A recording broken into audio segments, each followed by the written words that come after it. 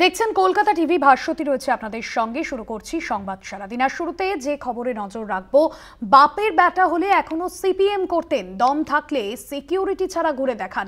অমিত শাহকে নিয়ে কথা বলার যোগ্যতা নেই শওকতের। শওকত মোল্লাকে চ্যালেঞ্জ সুকান্ত মজুমদারের।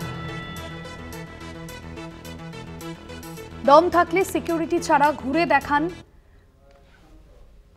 অমিত শাহকে নিয়ে কথা বলার যোগ্যতা নেই শওকতের। শওকত মোল্লাকে চ্যালেঞ্জ সুকান্ত মজুমদার। কি বলেছেন সুকান্ত মজুমদার, শোনা।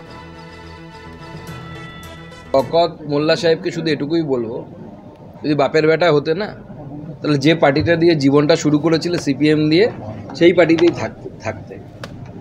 ভয় পায় বলে, দম নেই বলে পুলিশ সরিয়ে দিলে পরে বাড়ি থেকে বেরোতে পারবে না, গর্তের ভিতরে ঢুকে থাকবে।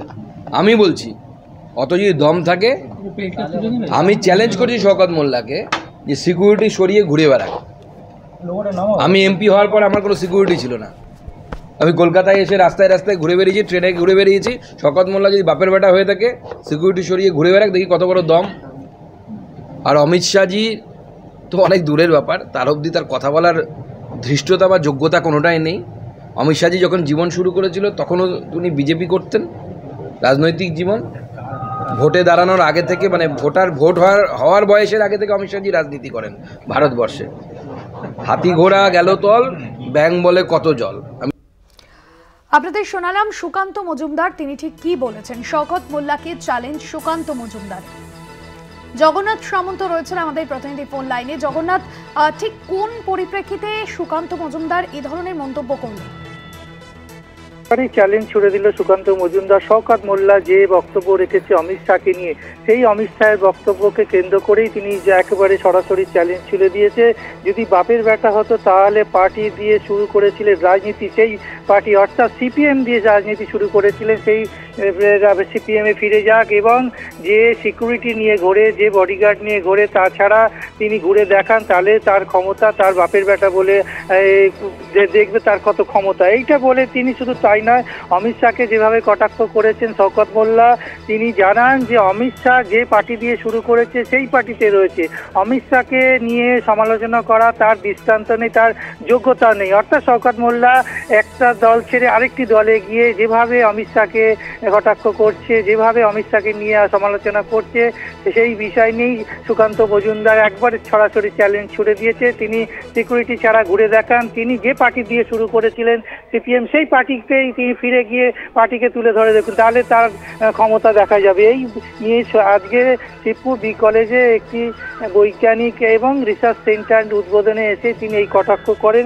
একাধিক বিষয় নিয়ে তিনি প্রশ্ন করে, তবে এই বিষয়টাকে আরো উল্লেখযোগ্য, যেহেতু শওকত মোল্লা এই অমিত শাহকে নিয়ে কটাক্ষ করেছেন, তার প্রসঙ্গে এই সুকান্ত মজুমদার একেবারে চ্যালেঞ্জ ছুড়ে দিয়েছে।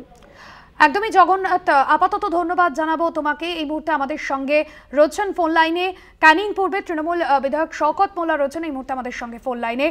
শওকত বাবু, যে মন্তব্য করেছেন সুকান্ত মজুমদার, যেখানে তিনি বলছেন যে অমিত শাহকে নিয়ে কথা বলার যোগ্যতা আপনার নেই এবং দম থাকলে সিকিউরিটি ছাড়া ঘুরে দেখান, এমনটাই মন্তব্য করছেন সুকান্ত মজুমদার। আপনি কি বলবেন সুকান্ত মজুমদার এই কথা পরিপ্রেক্ষিতে? আমি প্রথম বলি, যদি অমিত শাহ নিয়ে যদি কথা বলার যোগ্যতা না থাকে, সুকান্ত মজুমদারের মমতা বন্দ্যোপাধ্যায় নিয়ে কথা বলার কোনো অধিকার নেই। এটা হচ্ছে নাম্বার ওয়ান। আর নাম্বার টু, আমি ওকে বলি, ও আমার সিকিউরিটির কথা বলছে, যে সিকিউরিটি ছেড়ে ঘুরে বেড়াক। নিজে 50টা করে সিকিউরিটি নিয়ে সিআইএসএফ, বিএসএফ নিয়ে ঘুরে বেড়াচ্ছে, আর ও আমাকে সিকিউরিটি ছাড়ার কথা বলছে, আর আমাকে অন্য দলের কথা বলছে। ওর পাশে যে বসে থাকে, ওর দলের যে বিরোধী দলের নেতা, সে কদিন আগে তৃণমূলের মন্ত্রী ছিল এবং তাকে এখনো গোলা টিপলে তৃণমূলটাই বেরিয়ে যাবে। কোন লজ্জায় বিজেপি এই কথা বলে? বিজেপি সুকান্ত মজুমদার এই কথা বলে? আসলে এরা হতাশাগ্রস্ত হয়ে গেছে। আর বলছেন যে মানুষ যদি বুথে যেতে পারে তাইলে নাকি বিজেপি জিতবে।